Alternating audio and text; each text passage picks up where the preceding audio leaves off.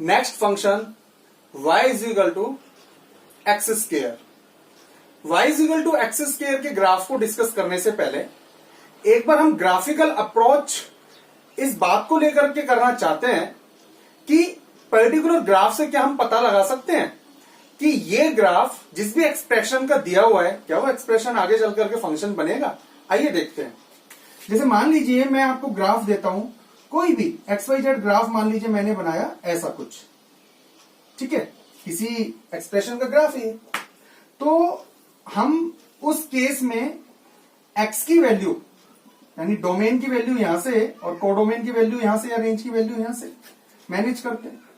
तो x की किसी एक वैल्यू के लिए, है ना, पर्टिकुलर मान लीजिए x इजिकल टू 2 है, तो x इजिकल टू 2 के लिए एक तो y की जो हाइट है, ये देखो मान लीजिए ये 3 है यानी 2 है, एक तो जाकर के वो 3 से कनेक्ट हो रहा है, फिर आगे चल करके वो 3.5 से भी कनेक्ट हो रहा है, 3.5 से भी कनेक्ट हो रहा है। जब x की वैल्यू 2 है तो y की वैल्यू 3 भी है, 3.5 भी है, और आगे चल करके यहां भी कनेक्ट हो रहा है, 4 से भी कनेक्ट हो रहा है।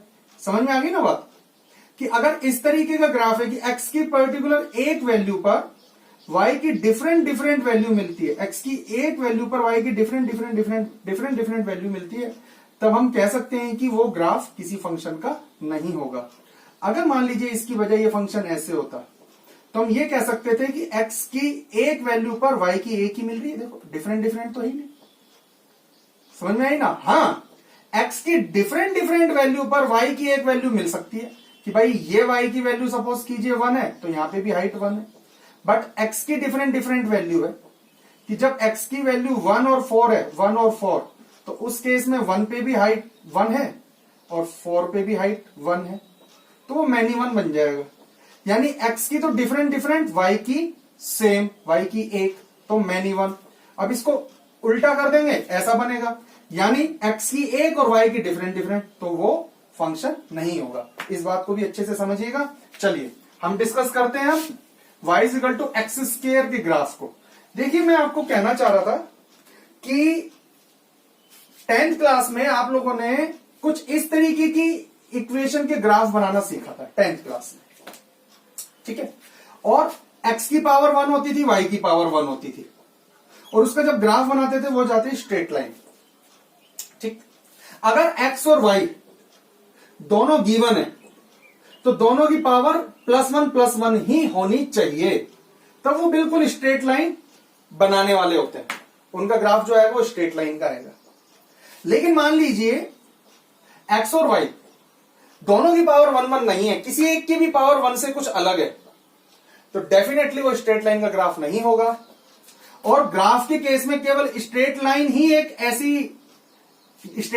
ऐसा ये मानकर के चलो कॉन्सेप्ट है जिसके ग्राफ को बनाने के लिए केवल 2 पॉइंट से हमारा काम चल सकता है, क्योंकि हम जानते हैं लाइन है, स्ट्रेट जानी है, तो दोनों को मिलाने से जाएगी, बिल्कुल स्ट्रेट जाएगी। स्ट्रेट लाइन के केस की बात कर रहा हूं जिसमें x और y दोनों की पावर 1 आती है। लेकिन अगर मान करके चलो मैं आपसे सिर्फ जनरल पूछूं कि ये 2 पॉइंट्स है और स्ट्रेट लाइन नहीं है, उस केस में अब आप नहीं बता सकते इनका ग्राफ कैसा जाएगा। क्या पता ऐसा जाए, क्या पता ऐसे जाए, ये तो y की वैल्यूज पे डिपेंड करता है ना, क्या पता ऐसे जाए, तो आप कुछ नहीं बता सकते। हम लोग पहले से नहीं उस चीज को डिफाइन कर सकते। खैर, y is equal to X square के केस में हमने 0 पुट किया, 0 मिला, -1 पुट किया, 1 मिला, x की वैल्यू -2 पुट किया, 4 मिला, -3 पुट किया, 9 मिला, x की वैल्यू 1 पुट किया, 1 मिला, x की वैल्यू 2 पुट किया, 4 मिला, 3 पुट किया, 9 मिला। यानी प्लस रख लो या माइनस रख लो, सेम हाइट मिलने वाली है। y की वैल्यू सब में पॉजिटिव मिलेगी या 0 मिलेगी, 0 मिल सकती है, पॉजिटिव मिल सकती है, नेगेटिव नहीं मिल सकती, यानी कि नॉन नेगेटिव। खैर, अब चलिए x की वैल्यू आप चाहे पॉजिटिव रखो या नेगेटिव रखो, हाइट जो मिलेगी यानी y की वैल्यू मिलेगी वो सेम मिलेगी। तो इसीलिए ये ग्राफ y एक्सिस के रेस्पेक्ट में सिमिट्री में रहता है, बिल्कुल एक जैसा, जैसा उधर वैसा इधर। y एक्सिस यानी मिरर इमेज मान लीजिए, अगर मान लीजिए y एक्सिस पर अपन मिरर को प्लेस कर दें तो जैसा उधर रहेगा वैसा इधर रहेगा, इसे कहते हैं सिमिट्रिक में रहना, y एक्सिस के रिस्पेक्ट में। खैर, अब मैं आपको एक बात बताता हूं, 0,0 ये वाला पॉइंट बना और 1,1 ये वाला पॉइंट बना। जैसा कि हम जानते हैं कि इसका ग्राफ स्ट्रेट लाइन नहीं होगा, इसलिए इन दोनों पॉइंट को सीधा मत मिलाना। सीधा अगर हम लोग मिलाते तो ये इस तरीके से आता, बिल्कुल स्ट्रेट। तो ये ध्यान रखिएगा, ये बिल्कुल स्ट्रेट नहीं है, इसमें हल्का सा इस तरीके का कर्व है। वो तो प्रॉपर बना नहीं सकते, लेकिन कंप्यूटराइज ग्राफ अगर आप देखोगे तो आपको वो कर्व नजर आएगा। और चलिए इतने इतने पोर्शन को मैं आपको जूम करके दिखाता हूं। देखिए इतने इतने पोर्शन को, जैसे मान लीजिए 1 है, ये 0, तो ये कुछ इस तरीके से आता है, ऐसे समझो।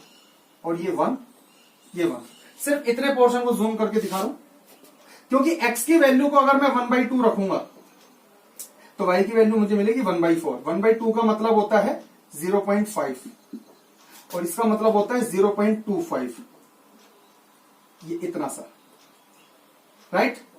और 1 पर ये 1 मिलेगा, ठीक है। तो ये कुछ इस तरीके के पॉइंट्स हमें मिलना शुरू होते हैं, इस तरीके के, ऐसे ऐसे चल करके। तो जब आप उनको मिलाते हो तो ऐसे होते हुए चलते हैं। क्लियर? तो सेम हियर, जैसा यहां वैसा यहां, y equal to X square. अब y equal to X square के केस में अगर मैं मान लीजिए स्क्वायर हटा करके 4 कर देता हूं, यानी इवन पावर की मैं बात कर रहा हूं, y equal to X square, now y equal to x4, उस केस में होगा क्या? -2 पुट करेंगे तो ये आएगा 16, ये सेम रहेगा, ये सेम रहेगा, ये सेम रहेगा, ये आएगा 16, और ये आउट ऑफ रेंज हो जाएगा। 3 वाला केस आउट ऑफ रेंज, क्योंकि -3 अगर आप रखोगे तो ये आएगा 81, 3 रखोगे तो 81। y की हाइट अभी फिलहाल हमारे पास इतनी नहीं है। खैर चलिए, अब जरा देखिए, अब इस पॉइंट को समझना अच्छे से कि 0 रखा तो 0, 0 रखा तो 0, फिलहाल तो ये graph y equal to X square का है। 1 रखा तो 1, 1 रखा तो 1, सिर्फ पॉइंट्स पर गौर फरमाइएगा। 1 रखा तो 1, ठीक है। 2 रखा तो 16, अब देखिए, और -2 रखा तो 16, -2 पुट किया तो वैल्यू आएगी 16, यानी 4 की बजाय, और ये ऊपर मान लीजिए 16 ये रहा, थोड़ी देर के लिए मान लीजिए, यानी कि अब हमारा ग्राफ जो पहले आउटर की तरफ जा रहा था, अब ये y एक्सिस की तरफ हल्का सा ऐसे होना शुरू कर देगा, y एक्सिस की तरफ आना शुरू कर देगा। पहले जो इस तरीके का फैला हुआ था, थोड़ा सा y एक्सिस की तरफ आना शुरू कर देगा, पास में आना शुरू कर देगा, यानी इस तरीके से थोड़ा थोड़ा ऐसे आना शुरू कर देगा। लेकिन y equal to X square के केस में भी 1,1 से होकर के जा रहा था। 1,1 तो अपनी जगह फिक्स है ना। जैसे मान लीजिए यहां हमने एक पेज को टाइट कर रखा है, यहां पे भी हमने एक पेज को कस रखा है, टाइट कर रखा है, राइट। यहां पे एक फ्रेमिंग कर रखी है। तो y equal to X square का ग्राफ हो या y इक्वल टू x⁴ का ग्राफ हो, ग्राफ को तो भैया 1,1 से तो जाना ही पड़ेगा, -1,1 से जाना पड़ेगा, 1,1 से जाना पड़ेगा, चाहे y equal to X square हो, y इक्वल टू x⁴ हो। तो अब जैसे ही y equal to X square में तो 2 पे 4 था, -2 पे 4 था, अब यहां -2 पर 16 है, तो ये ग्राफ का जो डायरेक्शन होगी ना, यहां से निकलने के बाद में वो कुछ इस तरीके से होगी और पास आ जाएगा और वो सीधा इसको हिट करेगा। देखो पहले ऐसे जा रहा था, पहले यहां आ रहा था ना, अब वो देखो y एक्सिस के और ज्यादा पास हो गया, ये देखो। और ये भी पहले ऐसे जा रहा था ना, अब 2 पे 16 जब यहां मिलेगा, राइट, तो यहां से जाने के बाद में वो और ज्यादा पास जाना शुरू हो जाएगा ऐसे, तो ये यहां से ये हट जाएगा और ज्यादा पास आ जाएगा, चलेगा बिल्कुल वैसे। अब देखिए इनमें क्या डिफरेंस रहेगा, देखो y equal to X square हो या y इक्वल टू x⁴ हो, जाएगा तो इन 3 पॉइंट से तो फिक्स है, राइट। इसका मतलब तो ये हुआ कि जब भी कभी y equal to X square या y इक्वल टू x⁴ का ग्राफ आप बनाओगे, तो जब ग्राफ अपना यहां से जाएगा इससे और इससे, तो क्या हम ये मान लें कि जितना ज्यादा आगे हम पावर लेते चलेंगे, x की 6, x की 8, x की 10, क्या हम ये मान लें कि ये जो ऊपर का ग्राफ है y एक्सिस के पास में आना शुरू हो जाएगा? बिल्कुल मान लीजिए।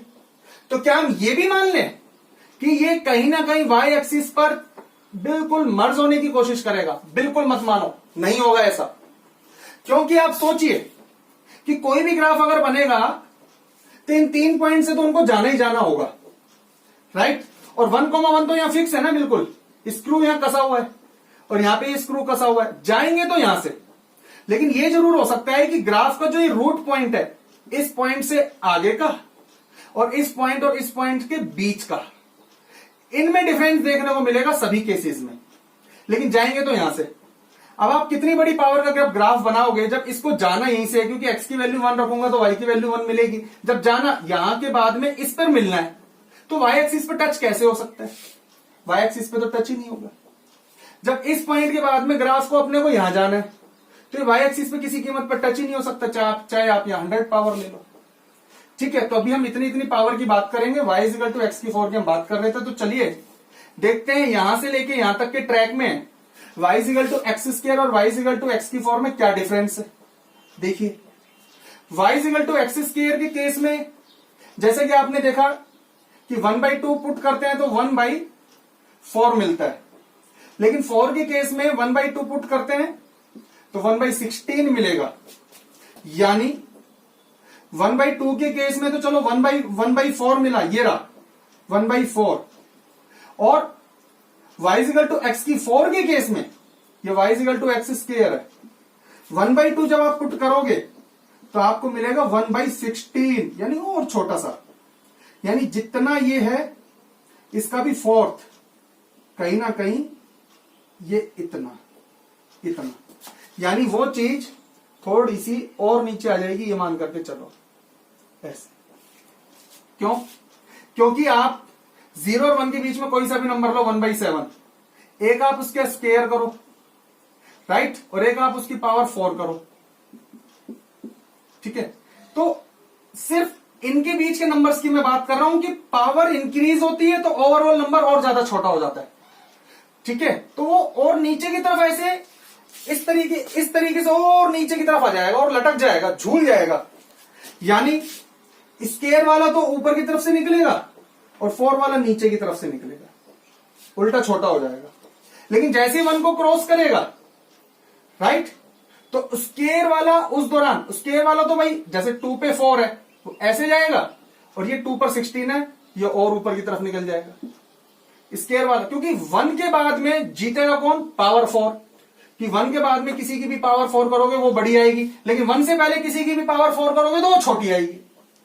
और छोटी वैल्यू का मतलब है, y की छोटी वैल्यू का मतलब है हाइट छोटा होना। 1 के बाद में किसी की भी पावर 4 करोगे तो वो स्क्वायर से ज्यादा आएगी y की वैल्यू, और y की वैल्यू ज्यादा का मतलब हाइट ज्यादा होना।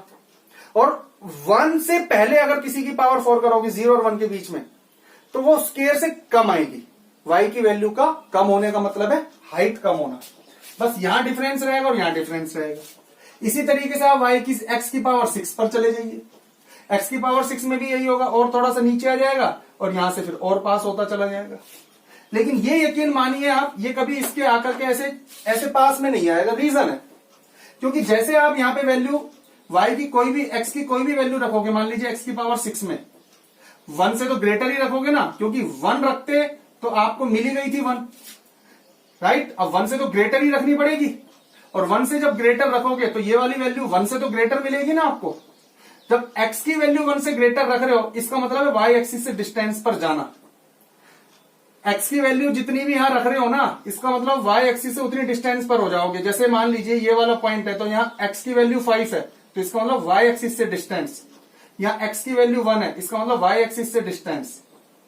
समझ गए?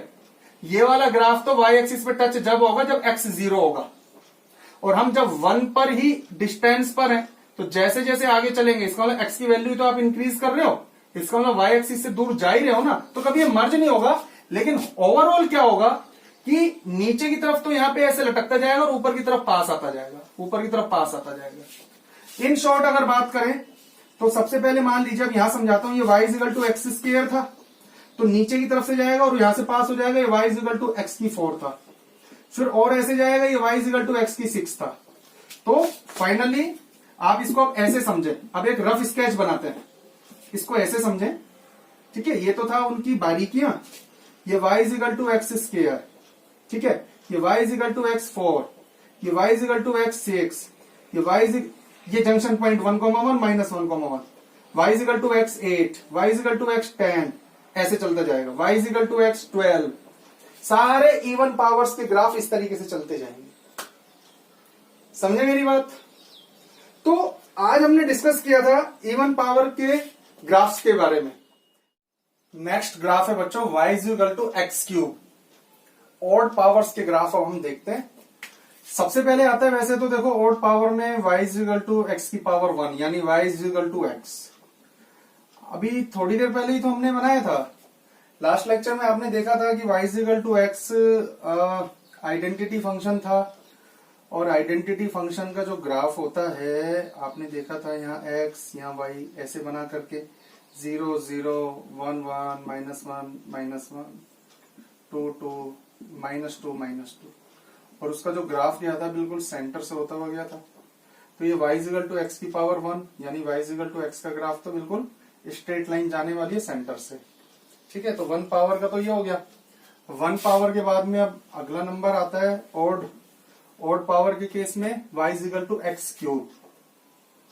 0 रखोगे तो 0, 1 रखोगे तो 1, -1 रखोगे तो -1, ठीक है।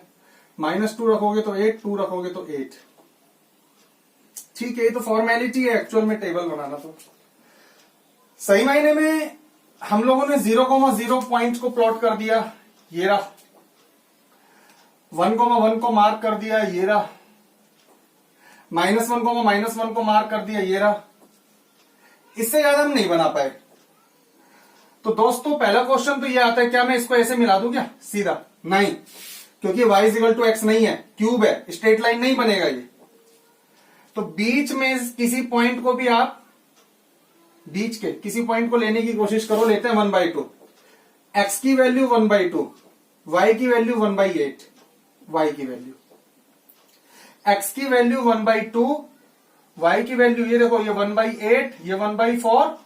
भाई देखो 0 to 1 हाफ 1/2, और इसका भी हाफ 1/4, और इसका भी हाफ 1/8, यानी कि ये।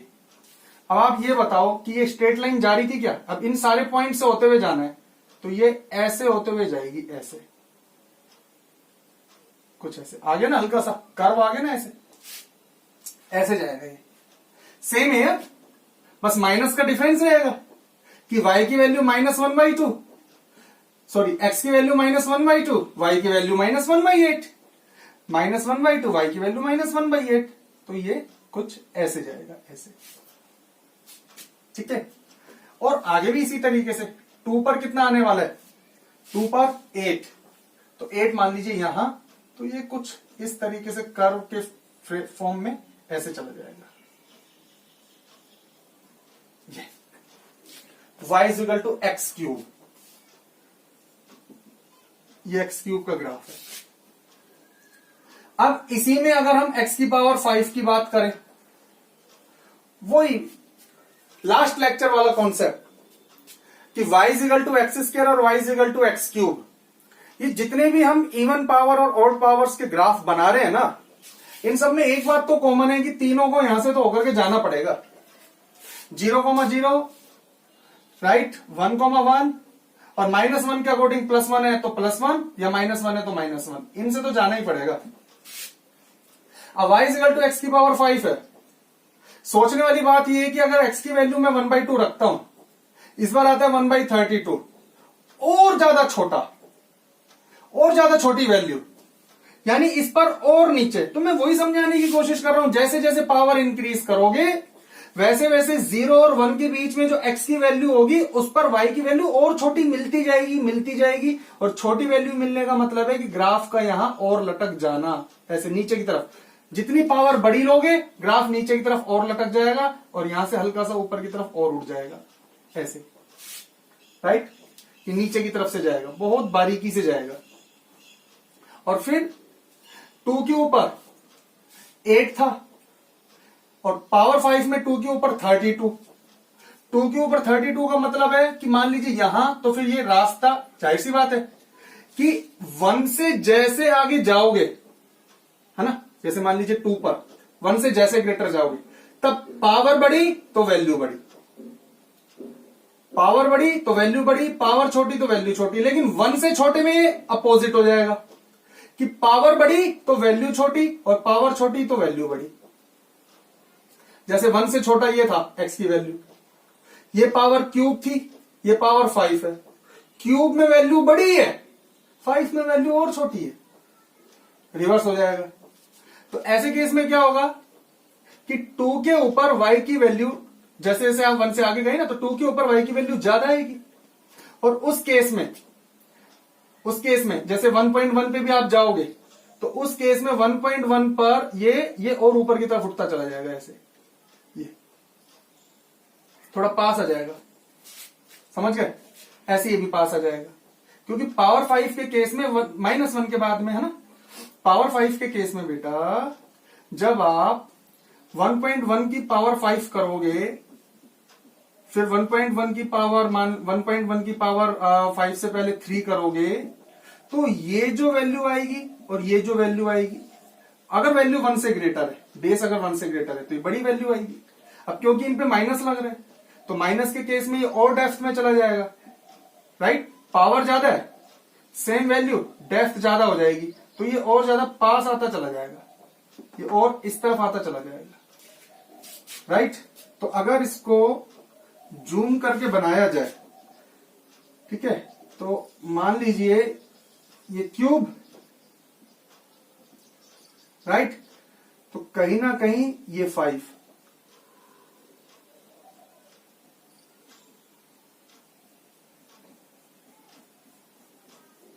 ठीक है, फिर कहीं ना कहीं ये 7,